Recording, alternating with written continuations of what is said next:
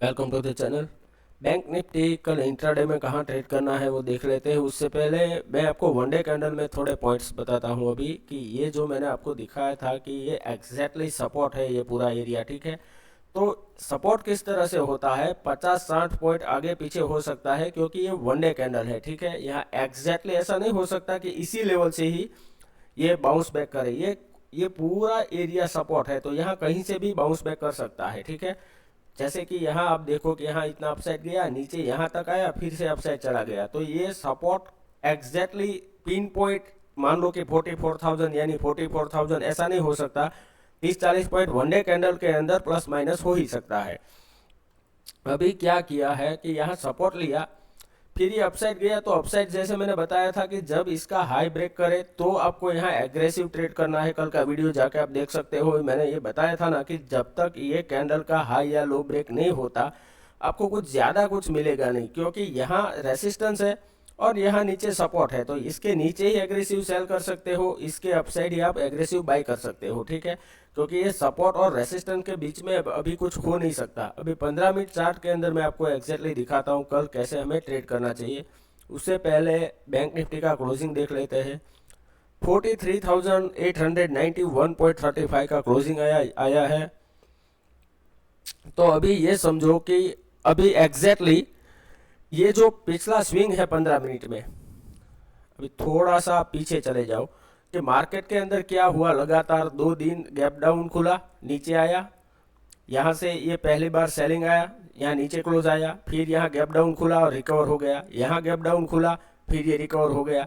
आज फ्लैट खुल के नीचे आया, लेकिन ये एग्जैक्टली सपोर्ट लिया था। 1 मिनट में आपको थोड़ा डिटेल में ही यहाँ दिखा देता हूँ ताकि आपको नेक्स्ट टाइम पता चले कि ऐसे मार्केट में आपको किस तरह से मनी मैनेजमेंट और क्वांटिटी साइज एडजस्ट करना चाहिए। यहाँ से ये अपसाइड गया था, फिर रिकवर होके यहाँ क्लोजिंग आया, तो आज ओपन यहाँ पे हुआ, एग्जैक्टली यहाँ गया, ये रेसिस्टेंस से ये नीचे आ गया, ठीक है। फिर ये पूरा सपोर्ट एरिया था, तो यहाँ जाके फिर से ये अपर साइड रेसिस्टेंस है, नीचे से सपोर्ट है, तो यहाँ फंस गया मार्केट। तो इसीलिए हमने प्रीमियम ग्रुप में भी बता दिया था कि एग्रेसिव क्वांटिटी में ट्रेड ना करें। हमने मॉर्निंग में ये जो कॉल दिया था 43,900 का, वो यहाँ पहली कैंडल में ही दे दिया था जब ये नीचे जा रहा था। सिर्फ 120 पे बाय दिया था, 100 का एसएल दिया था और वो चला गया पहली बार 167, वहाँ हमारा टारगेट था 160। फिर से वो 198 का लो लगाया, तो फिर से हमने बोला था कि 120 के अब वो बाय करो, स्टॉप लॉस सेम रखो 100 का, और वो 200 तक चला गया, ठीक है। फिर दूसरा मोस्ट इंपॉर्टेंट पॉइंट ये समझो कि जब भी इस तरह से अगर ये कंजिक्यूटिव अपसाइड जा रहा है और अगर अपर साइड रेसिस्टेंस है, तो ये कभी सस्टेन नहीं कर पाएगा, ये नीचे आ ही जाएगा। क्योंकि यहाँ जैसे यहाँ टाइम स्पेंड किया इसीलिए मॉर्निंग में मोमेंटम हुआ, लेकिन फिर यहाँ रेसिस्टेंस ऐसे सिंगल शॉट में ऐसे तो चला नहीं जा सकता, ठीक है। जैसे कि यहाँ देखो कि ये सेलिंग आया, तो यहाँ कैसे गया market, slow and study upside गया, बहुत टाइम स्पेंड किया, फिर ये ब्रेकआउट दिया, लेकिन फिर भी ये रेसिस्टेंस से नीचे आ गया। तो आज भी सेम यहाँ से सेलिंग आया है, तो फिर भी अगर आपको लॉस हो रहा है तो इसका मतलब ये है कि आपको प्रैक्टिस की ज़रूरत है।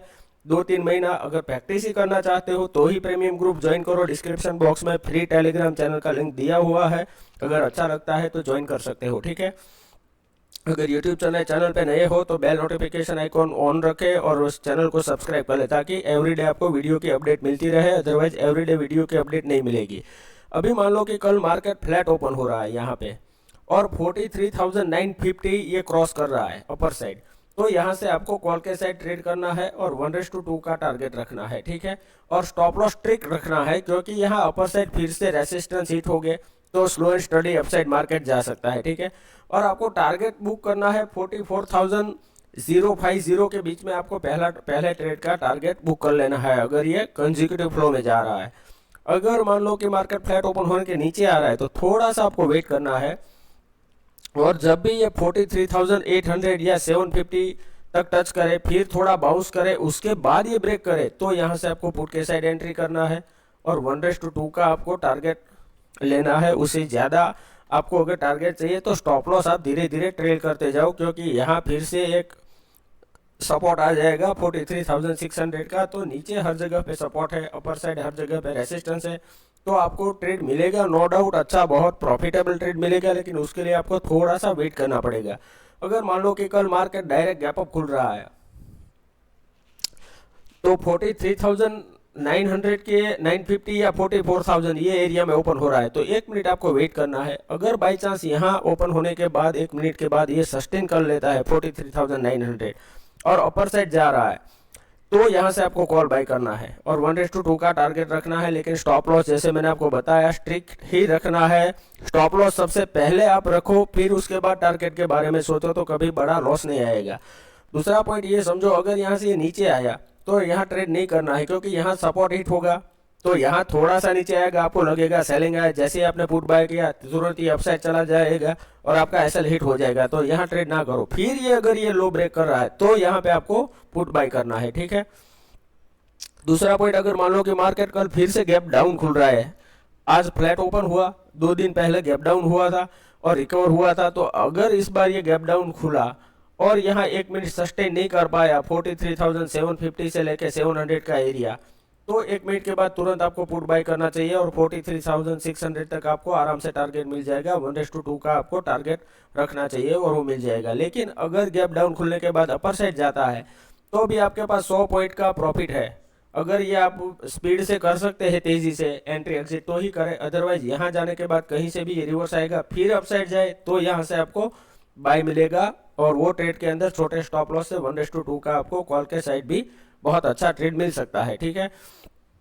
तो अभी मार्केट एक कंफ्यूजन एरिया में है, तो सबसे पहले ये जो लास्ट जो सब स्विंग्स है, जैसे कि ये पूरा सपोर्ट एरिया है, अपर साइड ये पूरा रेसिस्टेंस एरिया है, तो आपको एक काम ये कर सकते हो एडवांस पॉइंट में, अगर ये यहाँ से कोई अच्छी ग्रीन कैंडल बनाए तो यहाँ छोटे स्टॉप लॉस से आप कॉल बाय कर सकते हो, या फिर यहाँ से अगर कोई रेड कैंडल बनाए तो यहाँ से आप स्मॉल स्टॉप लॉस से पुट बाय कर सकते हो। और जब ये रेंज ब्रेक करे तो कॉल के साइड आपको ट्रेड करना है, या ये रेंज नीचे की साइड ब्रेक करे तो आपको पुट के साइड ट्रेड करना होता है, ठीक है।